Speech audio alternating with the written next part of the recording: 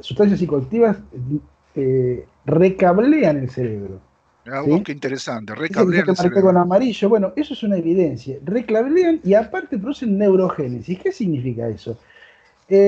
La neurogénesis, hay que entenderla, no es que te multiplican neuronas, no estamos hablando de una especie como de cáncer, una cosa rara. La neurogénesis significa el origen de nuevas líneas de conexiones neuronales, porque digamos, regenera o se genera son las conexiones, las neuronas son las que tenemos. ¿Mm? El día que bueno, las neuronas no se reproducen. Por eso tenemos tantas y tantas en desuso, ¿no es cierto? Lamentablemente. Y sobre todo, bueno, no quiero decir, pero hay muchos ámbitos digamos, de la política que también las tienen un poco apagadas, pero no me quiero meter en política, así que eso lo borramos después. Pero un poco en chiste, ¿no? Aparte eso pasa en todo el mundo, no es una cuestión solamente local. Pero la cuestión concreta es la siguiente. Ese recableado nos permite, como por ejemplo, yo cito también una investigación de Norman Don y Gilda Moura, donde se hizo un mapeo topográfico cerebral sobre abducidos, un PET scan, un escaneo del cerebro. Ese escaneo del cerebro muestra áreas activas. Las áreas activas también están llenas de una determinada sustancia. Puede ser la dietilamina o puede ser digamos, la serotonina como precursor de bueno, las vías serotoninérgicas, que es como se produce justamente la metilación. Entonces, ¿qué pasa? Esas, vos la comparabas a un tipo común, un tipo que hace meditación, ya te digo, tiene el cerebro encendido. Ahora, comparás ese tipo que tiene el cerebro encendido con el abducido, y el abducido es un árbol de Navidad de 40 metros. Sí. Para que la gente entienda. Entonces, acá estamos hablando de un efecto físico, neurológico, psíquico, que quizás hoy yo me planteo, porque toda la gente dice, no, porque la tecnología, el cacharro de hierro, ¿viste? O de metales extraños, extraterrestres, con el ovni de Chapa y la cuestión esta de los motores y todo. Y yo veo una tecnología que es casi indistinguible de la magia, como decía Arthur Clarke. Algo que puede pasar de un plano al otro, que puede cumplir la función de onda, la función de partícula. Esto lo dice la mecánica cuántica cuando plantea la función de onda de Schrödinger, que te dice que una cosa vos elegís el momento o el otro elige el momento de cómo se presenta, como partícula o como onda. ¿Sí? Ahora, como onda, que es un espíritu que está flotando ahí, no me termina de cerrar por ahí, me termina de cerrar por una tecnología indistinguible de la magia. Cuando un implante o una cuestión que a vos te introduce es de carácter de una materia, digamos, extraña, exógena, afuera de lo que nosotros conocemos como el estado normal de la materia, y se introduce en un sujeto. Y si vos bueno, pero no lo pueden captar, captan una función ahí o captan algo que se enciende dentro del cerebro, suponete. Y quizás el tipo habla de un implante, ¿sí? Pero nosotros tenemos la tecnología para entender que eso sí es un implante, pero no es de carácter físico. ¿Mm? Es físico y no físico a la vez, o sea, está en un estado de indeterminación, entonces no puede ser captado por la tecnología actual. Y quizás que estos seres que nos vienen creando, orientando, no sé, digo, no, supongo, digamos, orientándonos y guiándonos hacia una forma de evolución programada, tiene su propio propósito, su propia agenda, pero lo importante es que esa agenda provoca estos efectos, que son los efectos posteriores, donde también se incluyen activaciones de ciertos circuitos que producen fenómenos paranormales.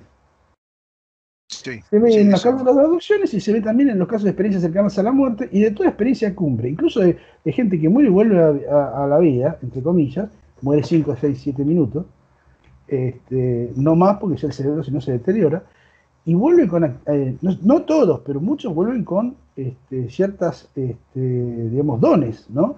Sí, sí, sí, sí. Eh, si esos dones son un efecto colateral del proceso o tienen alguna función específica, es relativo. Yo siempre pienso como hacen los budistas, ¿no?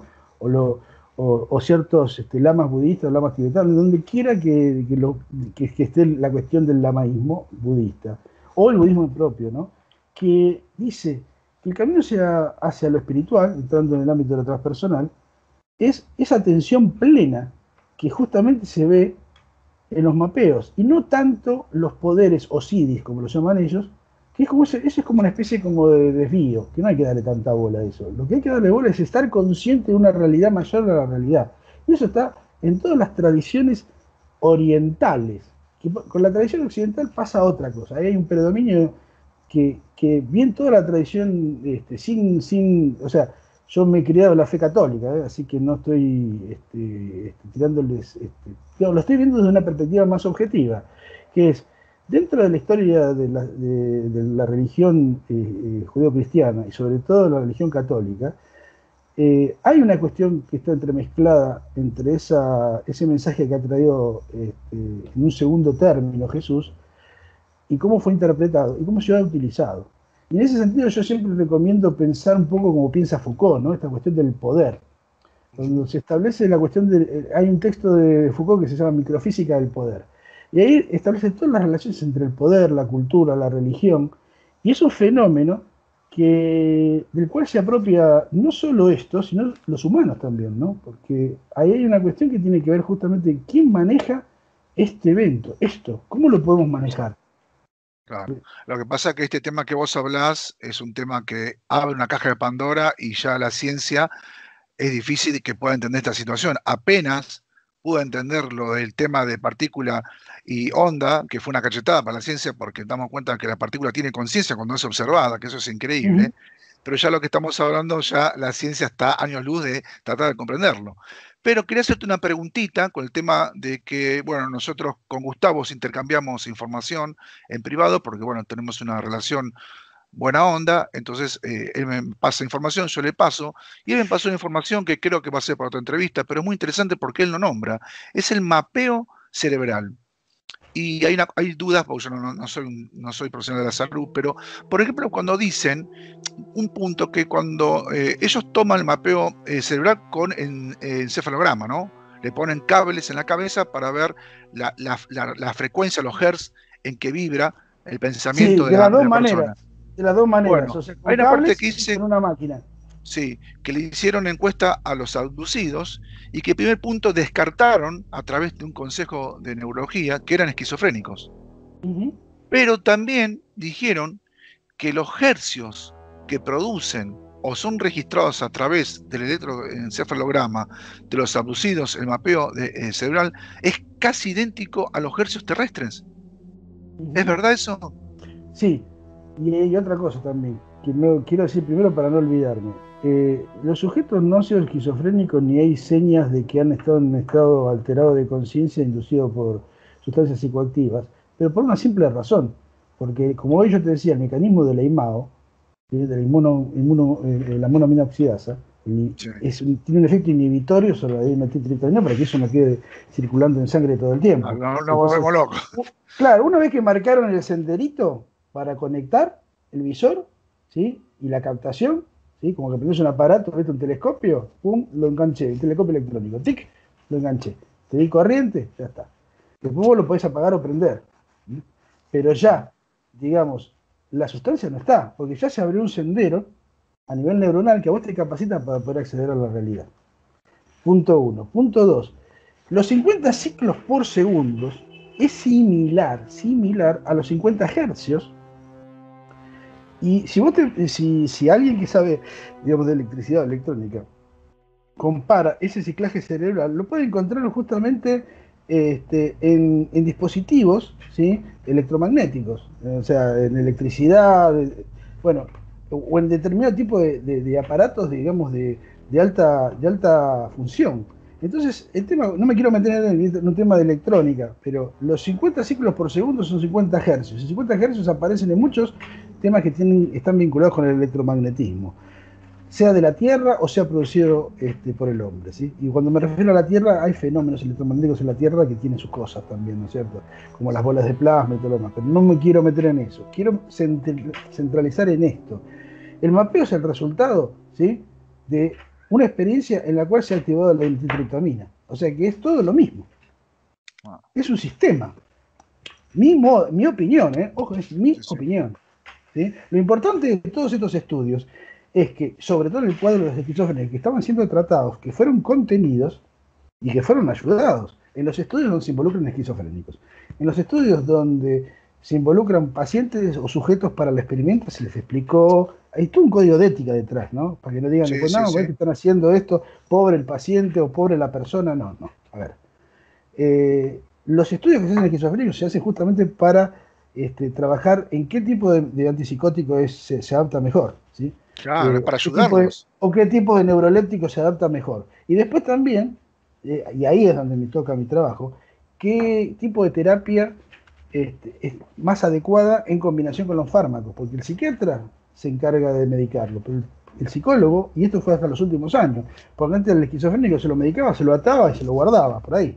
¿Sí? Claro. Otro libro para reconocer, para recomendar la lectura es Vigilar y Castigar de Michel Foucault. Es un libro de filosofía, Foucault no era psicoanalista, pero habla de la locura. El concepto de la Sí, locura es un concepto muy temido, exactamente, sí, sí. y produce mucho shock. Estas experiencias, perdón, bueno, estas No experiencias, pasa está a nada. punto de estornudar, estas experiencias están diseñadas para producir un impacto ontológico. ¿Y por qué? No sabemos, pero suponemos que ese impacto ontológico produce ciertas cuestiones o ciertos cambios en la conciencia del sujeto que le son útiles a algo. ¿Sí? Quizás también Sin a duda. nosotros, pero evidentemente esto está dentro de la construcción, entre comillas, del propio hombre, ¿no? Sí. Más allá de que la teoría de la evolución puede perfectamente coexistir con una sugerencia desde otro plano dimensional. ¿Y por qué hablo de lo hiperdimensional? Porque la física ahora está también tratando ese tema. Sí, ¿Sí? sí, sí, sin Mucho, dudas. con mucho cuidado, pero la física, cuando me refiero a la física, no me refiero a la física tradicional, me refiero a la mecánica cuántica. La mecánica cuántica, igual que las neurociencias, están muy abiertas, de hecho colaboran entre sí.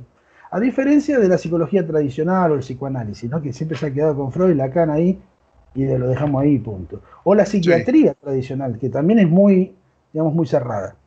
Un problema de la física cuántica que no hay método científico que pueda aguantarlo, porque no existe método científico algo que es cuántico. Es un gran problema para No, no, los científicos. pero se están aplicando ahora formas de procesamiento cuántico de información que simulan muchísimo los procesos cuánticos que se producen en el cerebro. Cuando hablas de moléculas y hablas de átomos, hablas de procesos cuánticos también. Y la Claro. dimetiltriptamina es también un proceso cuántico, si Sí, lo querés.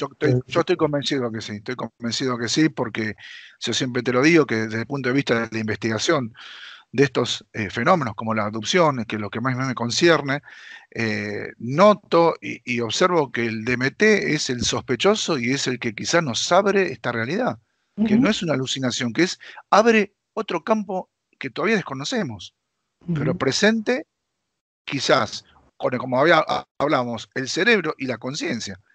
Así que, Gustavo, yo te agradezco infinitamente esta entrevista. Estoy seguro que no va a quedar acá, porque yo les digo a la gente que él hizo un trabajo de investigación muy importante que tiene que ver con la experiencia de vida después de la vida, personas que han fallecido y han tenido experiencias, que yo no quise tocar el tema hoy, pero lo vamos a hablar en otra oportunidad, donde Ujú. también el post experiencia de lo que pasó y las similitudes de lo que estamos hablando son increíbles. Así que, Gustavo, sería bueno hablar de ese tema. Y bueno, como siempre, muchísimas gracias por esta entrevista, ¿eh? No, para mí fue un placer. Gracias a vos y bueno, a la distinguida audiencia. Te mando un inmenso abrazo.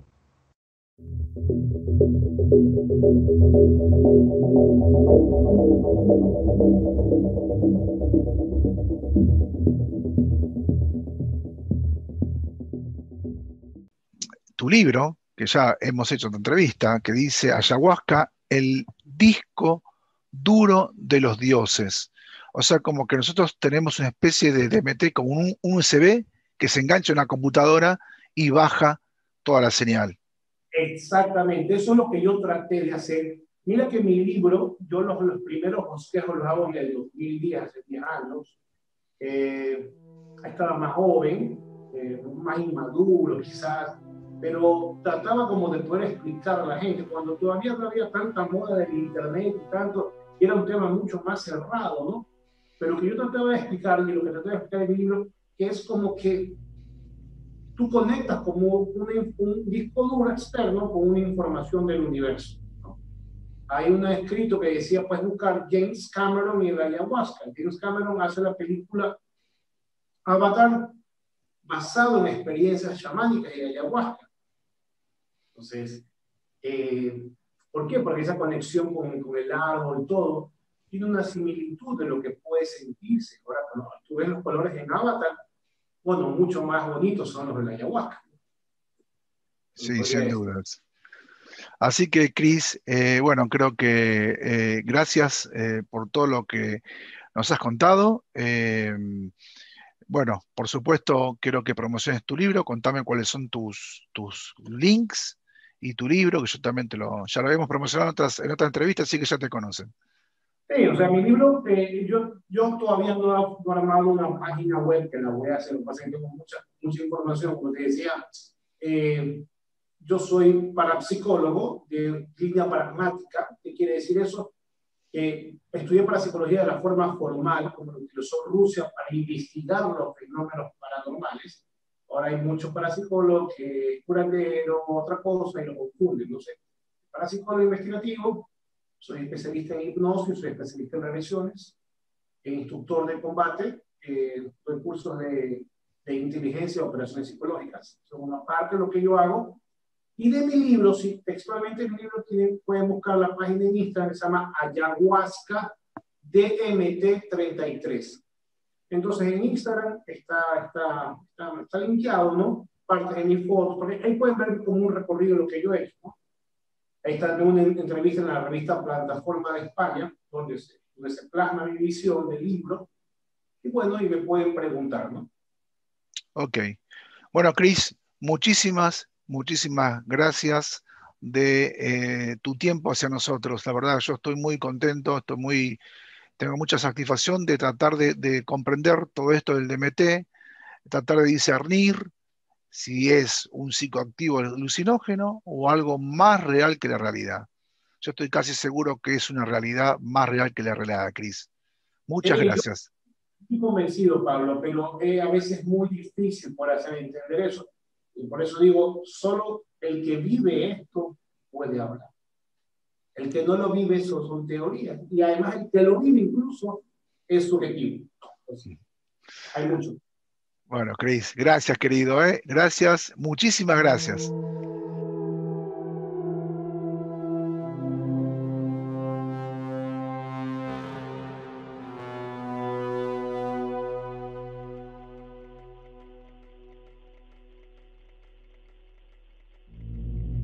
Es muy interesante ver la distribución porcentual que hay a los distintos tipos de entes. Es muy interesante. Uno podría decir, bueno, está influenciada toda esta gente por la cinematografía que existe, qué sé yo, la película ET, o ve invasión extraterrestres, esto se dice mucho. Pero, escúchame, toda esa misma gente también ha visto, yo creo que la he visto 7 veces, El Señor de los Anillos, mis hijos también,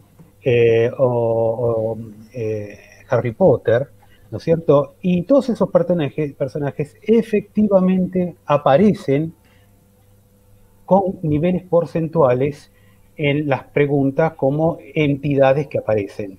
O sea, te aparecen elfos y te aparecen otras entidades extrañas, fantasiosas, pero ahí está la cuestión, son menos del 5%.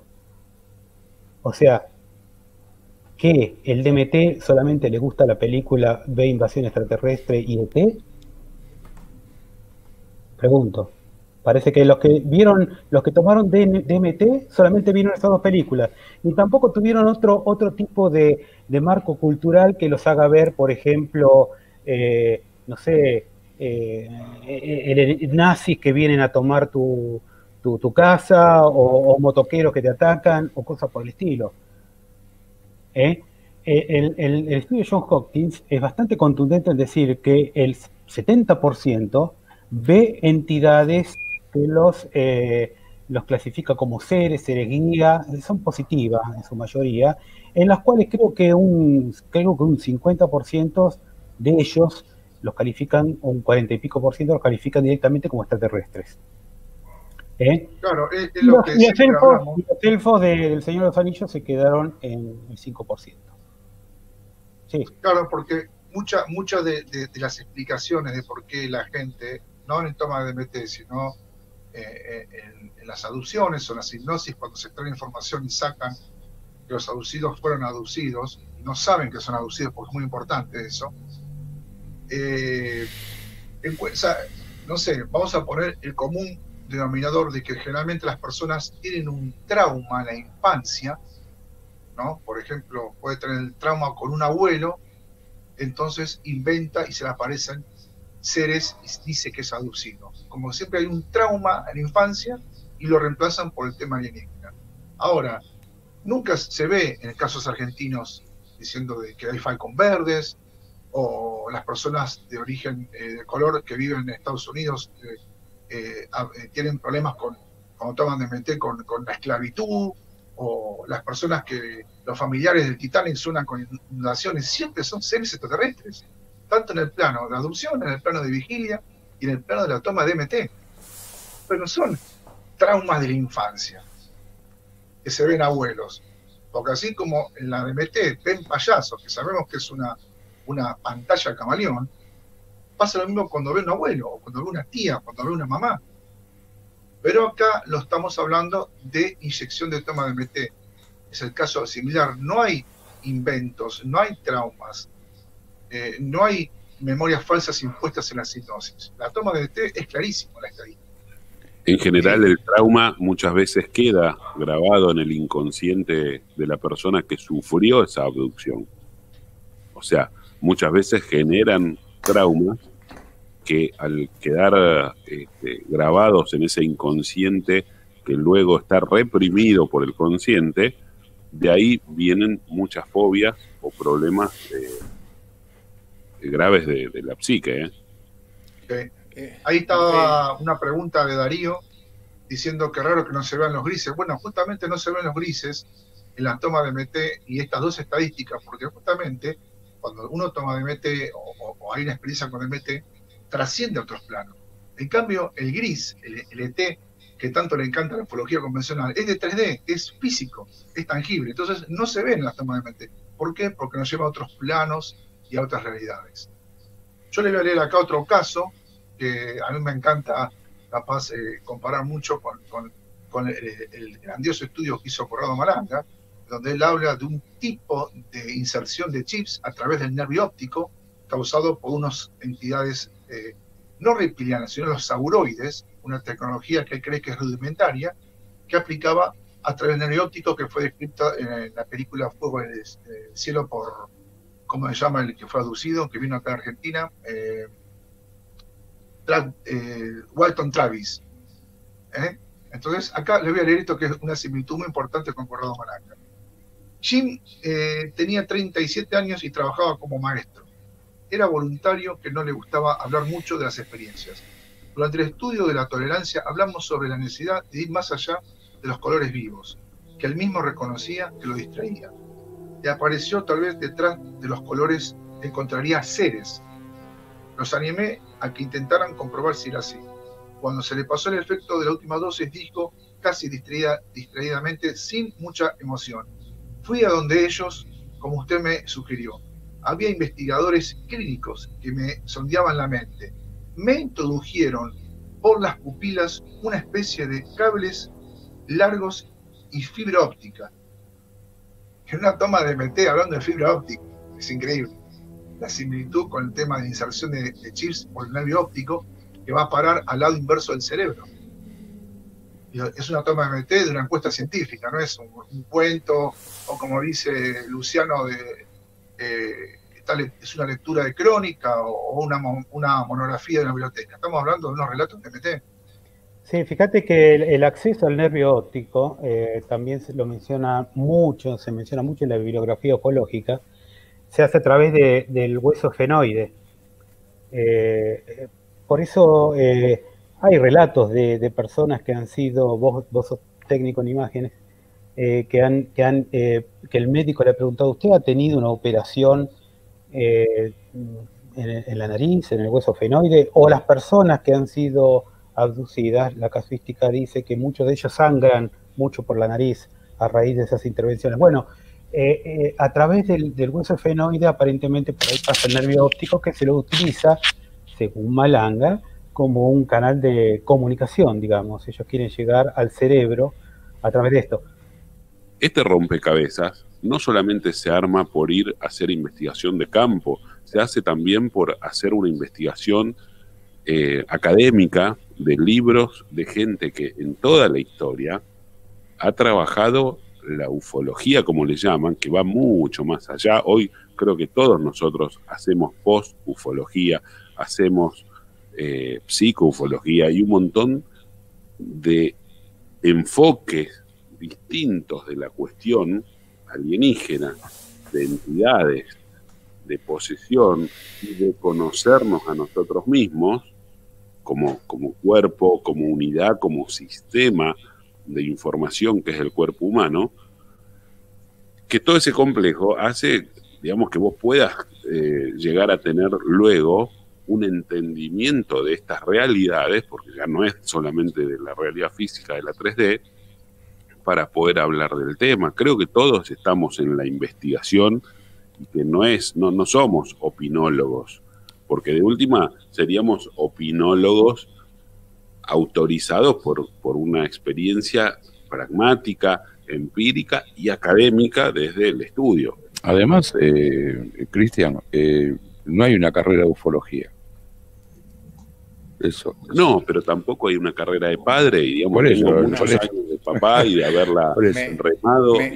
Básicamente soy el más neófito en esto porque no tuve ninguna experiencia extracorpórea, ni extrasensorial, ni he visto nada, pero me gusta analizar, debatir, poder interactuar con todos estos temas que son de difícil divulgación, incluso para dentro de la comunidad, ¿no? Pero si Malanga decía que esta abducción era física, porque básicamente había casos en los cuales la visita y el encuentro con estos seres era físico, porque lo sacaban de la cama, golpeaban contra el marco de una puerta, le quedaba el moretón a la persona, notaba de que había tenido un implante en la rodilla derecha, o sea, era una manipulación física. En el DMT, ¿es también físico o es solamente mental, o es solamente espiritual, o es solamente etéreo? Porque básicamente si decís que colocan algo por el efenoide y en el nervio óptico, evidentemente hay una localización de donde está el ojo, de donde está la nariz, hay una presencia por el cual interactúan con esta situación espacio que es el ojo, no es energía, básicamente. ¿Se entiende, no? O sea, ¿es físico o no es físico? Bueno, yo puedo decir que no es físico, pero como nosotros tenemos 7 cuerpos, ¿sí? Cuando uno está, y ahora estamos hablando de algo más espiritual que ufológico, cuando uno está en astral, va al astral con esta forma física, etérea, pero física. Entonces todo lo vivido parece que te lo hicieran en tu cuerpo, aunque tu cuerpo está en 3D. Esa es la parte fundamental de este estudio. Solamente el que tiene la capacidad de haber hecho, aunque sea por una vibración o por una casualidad, algún viaje astral, donde hay un desprendimiento de lo físico, sabe y comprende que todo es, si bien es de conciencia, esa conciencia todavía en el astral tiene el formato de cuerpo físico. Se ve como cuerpo físico, palpás como cuerpo físico, ¿sí? Pero es como mucho más vívido, es como tener un sentido, como los sentidos parecieran que no están usándose el sentido los sentidos físicos, pero el sentido que uno siente justamente es muy superior, y el grado de percepción es tan preciso que sentís como que las cosas te pusieran o te tocan el hombro, o te abrazan, o esa parte vívida, como puede hasta incluso ser en una pesadilla. No sé si alguno esas pesadillas que son vívidas, en el cual de golpe siente algo en ese sueño y luego está trasladado en su cuerpo físico realmente, como por ejemplo una punzada, un dolor, ¿sí? Bueno, lo vivió en conciencia, pero queda reflejado como si fuera en la memoria celular física. Es esa conexión plena que hay a nivel conciencia. Por eso muchas veces se habla de la conciencia, cuando nosotros hablamos de la conciencia, y que lo hemos hablado con Luciano, la conciencia es ese camino que conecta el cuerpo, la mente y el alma. Es ese camino. Entonces, por supuesto que esa parte, digamos, del astral permite que nosotros lo vivamos como si fuéramos nosotros mismos físicamente. Nos damos cuenta que no es físicamente porque justamente violamos las leyes físicas, donde uno puede aparecer en un lugar que no es definido, o puede desprenderse de un cuerpo, o puede volar. Son cosas que no son físicas. Ese es el momento en el cual dice, bueno, esto no es físico, pero si uno no pasara eso, pareciera que es realmente todo físico.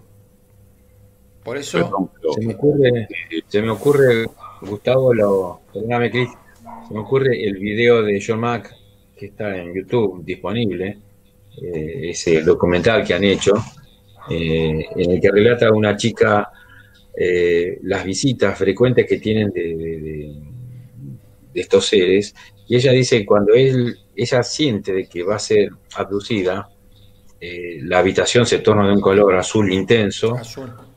Sí, sale, o sea, esta realidad desaparece como tal, porque se atraviesan paredes, ventanas, techo, y ella siente que su cuerpo tiene otra vibración, y es la matriz de puntos que Malanga también lo comentaba, o sea, siente de que es una matriz de puntos. Ella se ve las manos y son todos átomos que están vibrando a un nivel vibracional muy superior al nuestro, que parece que fuésemos de piedra comparándolo con esta 3D, pero en ese nivel vibracional, que ella es pura energía, es una matriz de puntos luminosos, y es eso por ahí la sensación. Uno percibe como que su cuerpo, su mano, pero en realidad es una matriz de puntos vibrando a una frecuencia muy veloz, mucho más veloz que la que estamos vibrando nosotros ahora.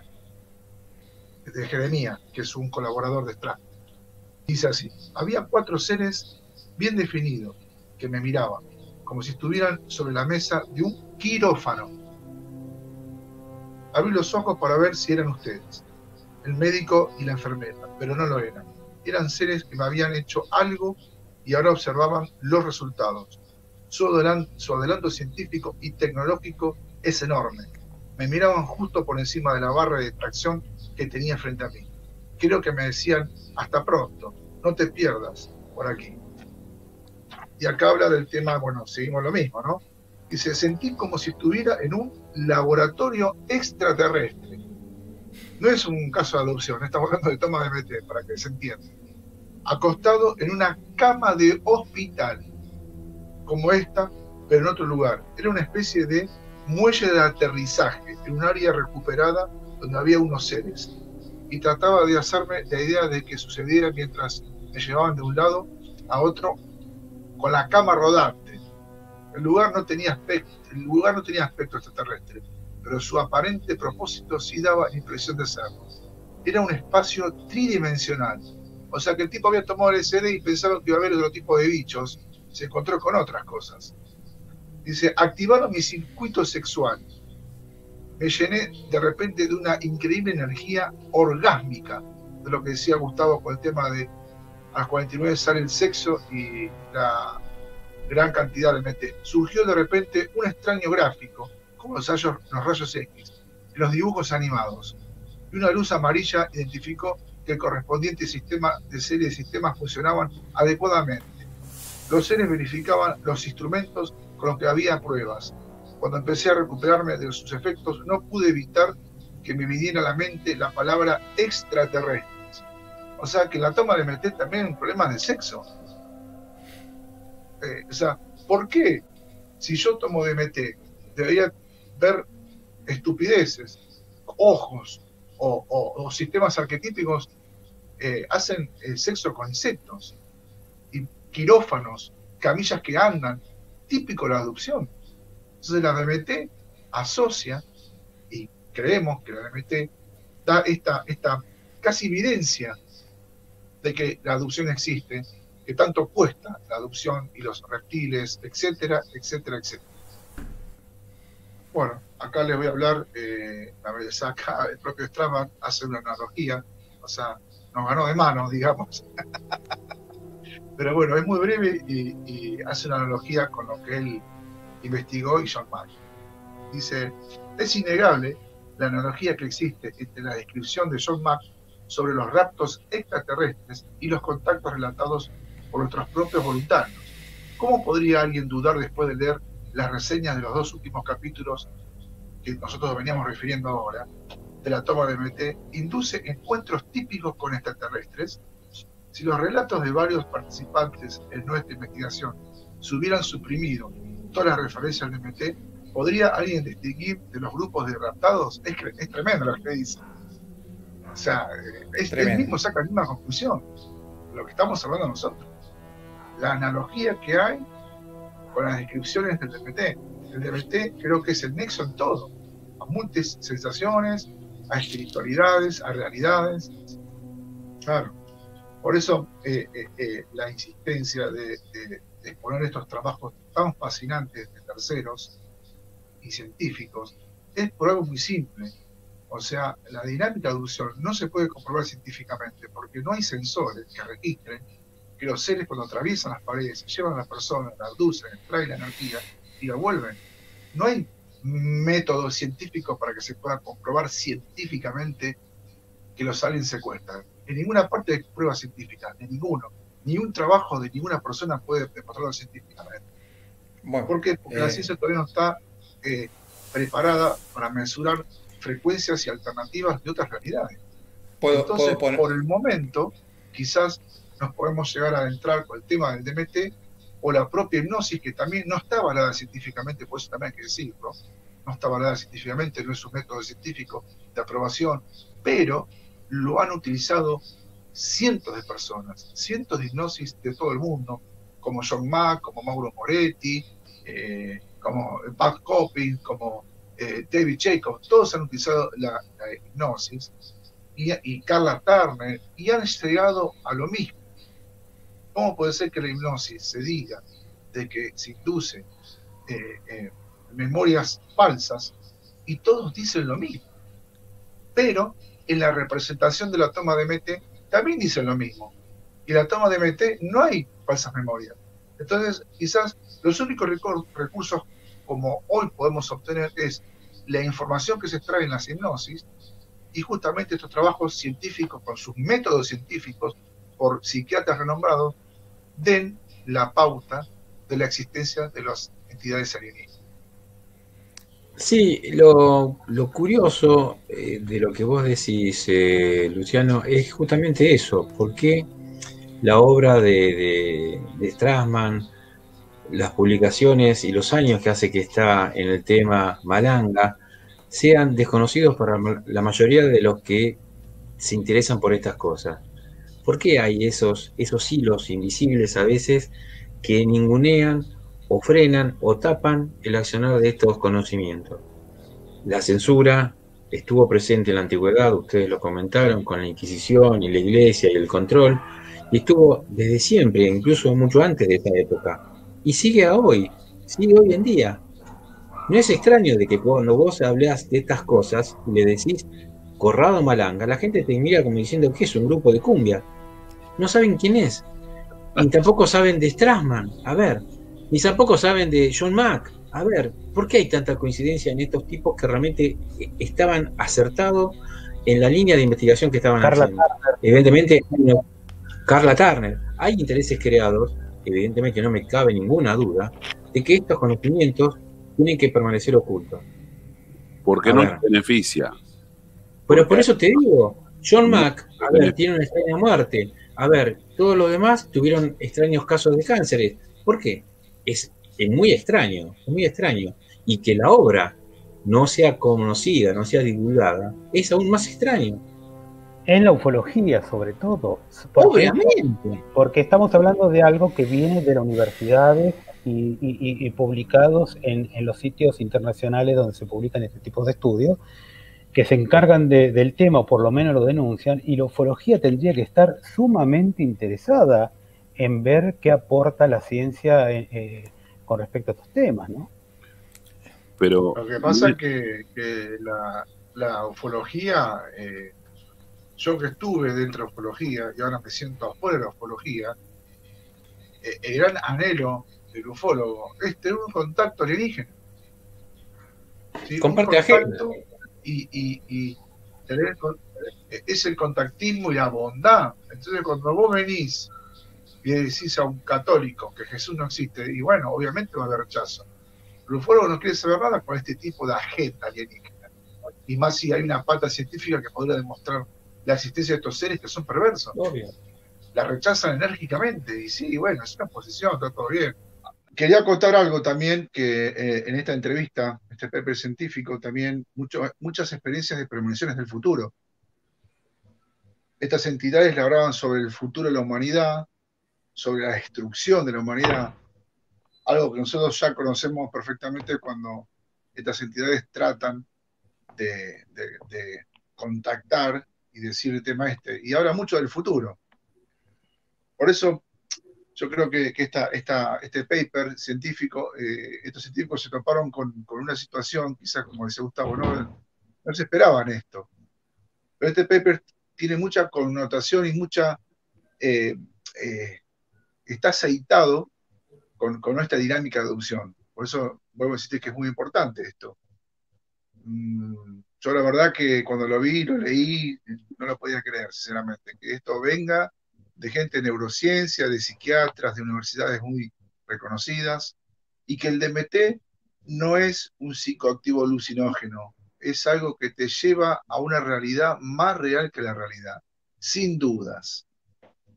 Nos quedamos con una parte de la historia o una investigación. Y a mí me da la sensación de que nos contaron una parte de la historia. Nos contaron una parte de la historia, eso es real, chicos. Y en el interín, depende de quién haga el informe, tira para un lado o tira para el otro. Exactamente, sí, sin dudas. Hay muchos mecanismos en el medio, Pablito, que no se conocen. Es como que el DMT actúa ¿dónde? A ver, ¿y qué? ¿No hay un efecto adverso, colateral? ¿No interactúa con otra parte de otra glándula? ¿Lo genera realmente la glándula pineal, que es el tercer ojo famoso de los hindúes, de los egipcios? ¿Interactúa en otro lado? Yo cuando estudiaba neurología me di cuenta que en el final de resultado ningún neurólogo sabíamos nada. Tardamos años y todavía seguimos sin saber nada.